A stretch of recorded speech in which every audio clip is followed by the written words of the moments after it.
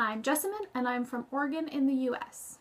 I'm Anna Vince. I'm British, but I live in the Netherlands. I'm Anya, and I live in Chicago. I'm Hazel Jeffs, and I'm from Devon in England. As the head of social media, I sent out the emails each week to coordinate video publication and all the social media that surrounds that. I mainly played Jen, Joe and Billy, and then partway through the year I took over Henri from Hayley Todd. So besides the phones, which was a little bit of everyone, I wrote for Beth, Frank, and Boldwood. I did some phone writing, I ran the Storify, and I ran a couple live Transmedia accounts. I did Muírenn, her fiance Matt, and Bathsheba's mom Nira, and Gabe, except he was like a joint effort with Hazel. I created the phone site and I edited everything on there, and I made quite a lot of it. Like, the team made the most important piece of Transmedia on there, but I did all the like day-to-day text, emails, that kind of thing. I ran Bathsheba's Tumblr, Lydia and Sherry's Twitter and Tumblrs. I helped Jessamyn run Gabriel's Tumblr a little bit. Oh, I co-ran the official Twitter and Tumblr accounts for Away From It All. I did bits and pieces and stuff. Time zones, my old nemesis. No, it wasn't too bad most of the time because I'm pretty nocturnal. If you kind of needed to ask someone a last minute question and you're like, oh, too bad, they're already asleep and they won't be awake for 8 hours.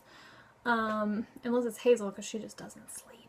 Most of the interaction on Twitter was scheduled or improvised, but sometimes we had to have live conversations, which could be tricky when it came to time zones, especially if a character needed to drive somewhere in real time, so there'd be two people on opposite sides of the world waiting for a fictional character to drive somewhere. The most challenging thing is probably just the technology aspect, trying to meet at a good time for everyone, and, Skype is sometimes glitchy. My cat is staring at me. And then like writing obviously in a dialect that's not my own was a little bit tricky. Learned a few things, looked up a few spellings for things. Everything else was really cool though, meeting people from all over, and there's just so many different ideas. And also lots of different accents, which is fun. It was just really cool, I think, especially like the first couple development meetings, and it was like, oh, we're from 5 different countries. It's just so cool. Just the internet is so cool. Just this project would have been impossible 10 years ago. It would be insane, and now it's a thing. Not just I can talk to people in the US and New Zealand, but that they can help work on my thing, and we just collaborate really well, and everyone is so fantastic. My brother started watching international soccer, football. I was like, oh, do you need help with the time in England right now? Because I'm super great at that now. It's my new party trick. And my sister was like, I bet you're really fun at parties. Most of the Transmedia preparation stuff happened when we were in our last stage of filming, when we just finished. And that was a time when I was busy, and then I took about a month mostly off the project. So Anna did a lot of that kind of thing and led the rest of the Transmedia team in that. She was fantastic. We made long documents for each character describing personalities, motivations, relationships, backstories. That way we felt we had a good grip on the character before we went into the year, and we could keep referring back to that. Then at the bottom I kind of just jotted down a bunch of ideas. Like, this is how I think this character probably uses Transmedia.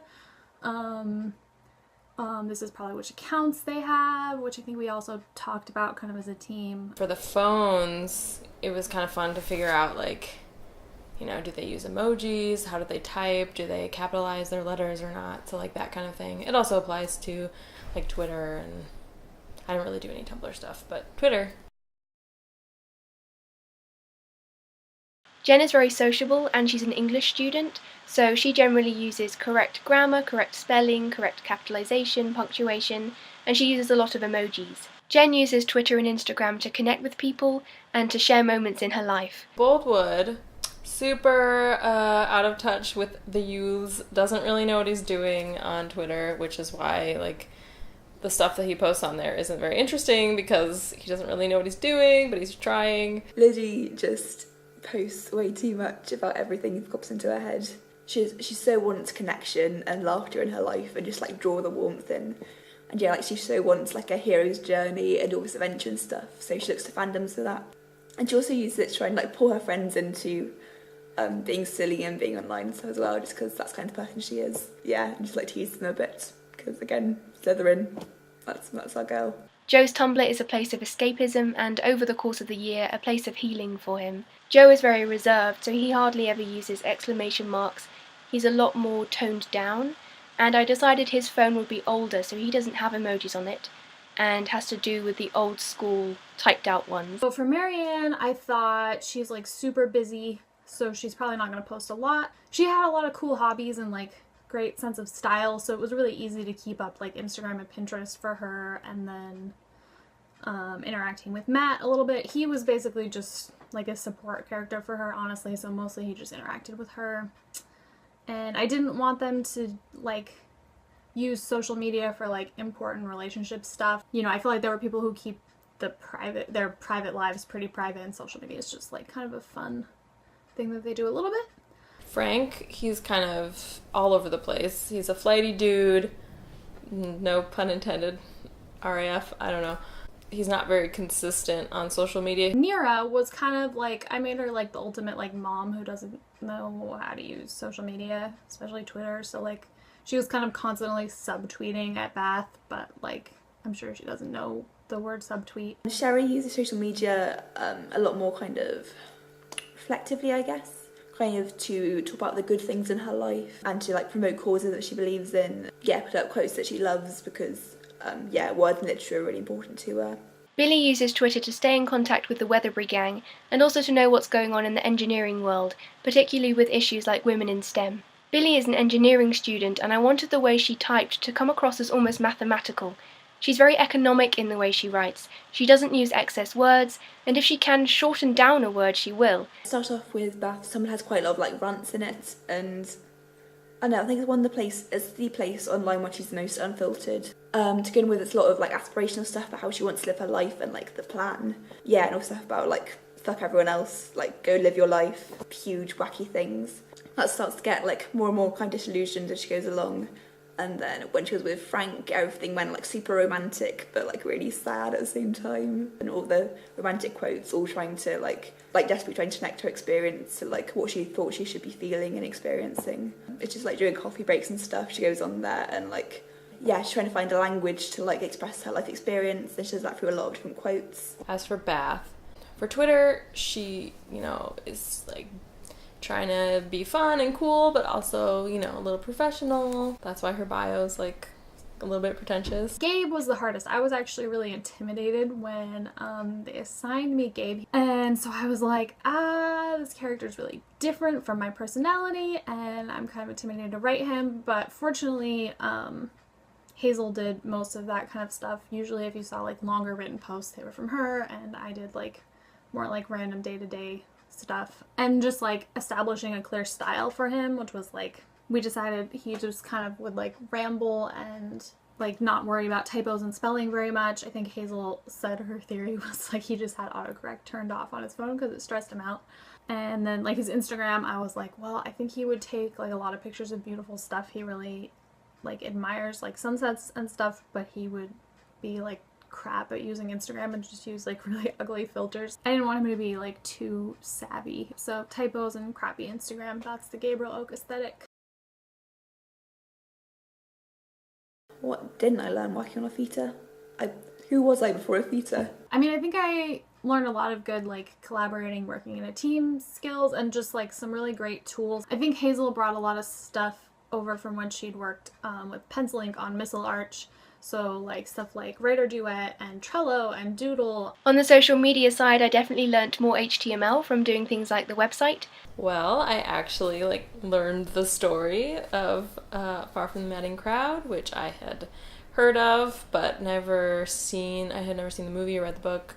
I have to keep working and like every day, like I'm notoriously really bad at like working to a timetable and things, and this whole project like made me do that very forcefully, and I did mostly, so that was pretty cool. On the transmedia side, I feel I've learnt new ways to create strong individual character voices. This was also my first time working collaboratively with other writers in this way, like on a script. So I learned how to take all these little pieces and kind of make it into one cohesive thing. This was the first time I'd actually written in screenplay format, so that was a good learning experience. I realised that this has been my first week without doing any transmedia stuff, and it's been like when you walk out of an exam and you suddenly realise that all this information in your head you don't need anymore, and just you're leaving all these big blank spaces, and it's been so strange. But also it just made me realise like how much information I was carrying with me. I just know so much about these people. So in one of my scripts I had Sherry, I think, talking about something about a French class she was taking, and Hazel was like, well, she wouldn't be taking French, she would just be taking classes for her major, which is computer science, I think. And I was like, wait, what? They don't really have to do gen ed classes. All their classes are like really focused on their major, but I'm told that they have like less choice of major, so there's pros and cons. I guess the only thing that's coming to my mind is like that people actually say scone. Like I knew that, but like people actually say scone. Scone, or like a scone. Robin's phone call partially counts as transmedia, so I'm going to go with that. I really like the line in the book, which is like, paraphrasing here, I wouldn't mind being a bride at a wedding if I could do it without getting a husband. And there was a line kind of referring to that in episode 5, but we got rid of it in the end. A few hours before that episode posted online, I saw the post which had been going around for a while, which was like, I would get married purely for the dress and the attention. I wrote that on Beth's Tumblr, and I was like, yes, this is perfect. Although at that point, like, no one was following her Tumblr, so it was a bit of a waste, but I was really proud of that. I have a recent Gabe tweet that I'm really proud of, which was, so with the typos, I had him writing, in case you haven't heard. I took the A out of herd, so it was like H-E-R-D, like a herd of sheep. And I was really proud of that. I looked in the development documents to like confirm that this is true, but I did coin the term sheepgate. I liked a lot of the phone writing that I did, but I don't know, maybe my favorite was the hashtag address the nettles in Weatherbury on Boldwood's Twitter account, because I didn't really think that it would become a thing, but then it became a thing, and I think it's funny. Not to toot my own horn, but yeah, that amused me. Oh, and on the phones, I liked writing Beth's post about like her experience as an asexual person. That was cool. Also, Money Moon Honeymoon hashtag. I've had that one saved for like months. I'm just full of dumb hashtags over here. There is so much. We created elaborate backstories for these characters just in case we needed them, and of course most of those details don't come across on transmedia. Maybe Frank, like, practices his magic tricks, like, shirtless in front of a camera, like... I pretty much know all of, like, Beth's parents' backstory. Like, I know their entire, like, love story. Yeah, they just had, like, the most ridiculously, like, explosive, passionate, like, love affair thing. Yeah, and they got married, like, several different times and broke up. And they were just so in love. And Beth just grew up, like, I don't know, slightly idolising that, which is why she's drawn to Frank later on. We wrote down why Henri, Jen and Jo are so close. It's got a lot to do with Henri's absent French mum. Oh, I was gonna write out like a proposal story for Matt and Marianne, and I never got around to actually doing it. But I know that it was definitely going to involve him cooking for her, because I was like, well, if she has to cook for her job all the time, wouldn't it be like really sweet if he cooks her a meal? And I don't know, it was going to be cute. Jo's grandpa's cat is called Delith, and Billy's brother-in-law is called Michael Udoma. Fun fact. So for my characters, I think probably Marianne, because I think Matt would probably let her win, and Gabe's probably like kind of a pacifist. I feel like he would be like, no, I'm not gonna hit anyone. Plus Marianne probably has like strong chef/toddler carrying arms.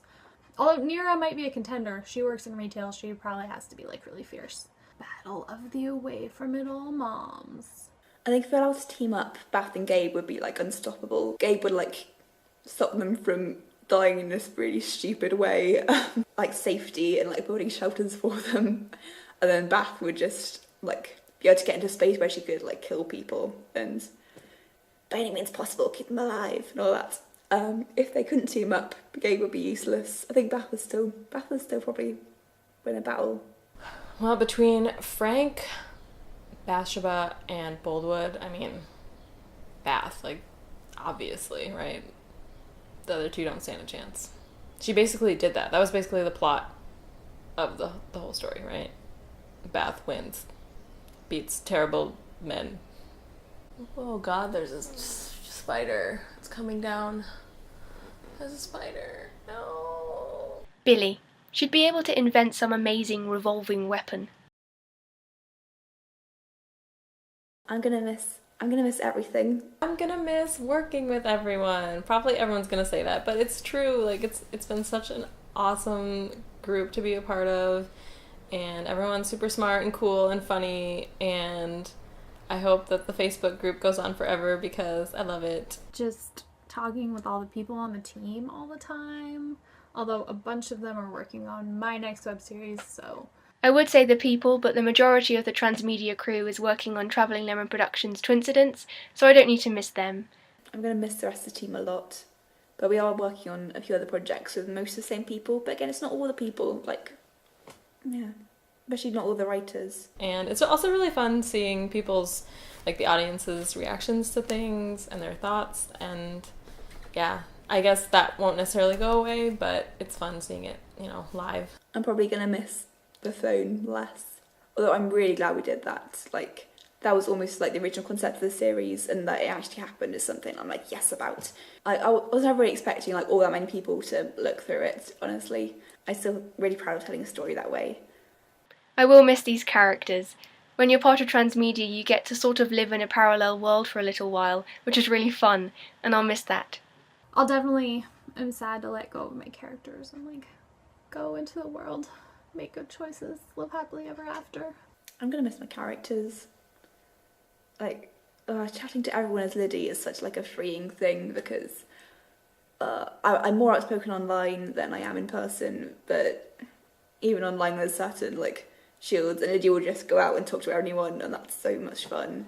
It's just been like such a wonderful project, such like wonderful, talented, kind, creative people to work with, and I'm just really happy with the result, and I'm so happy people have liked it.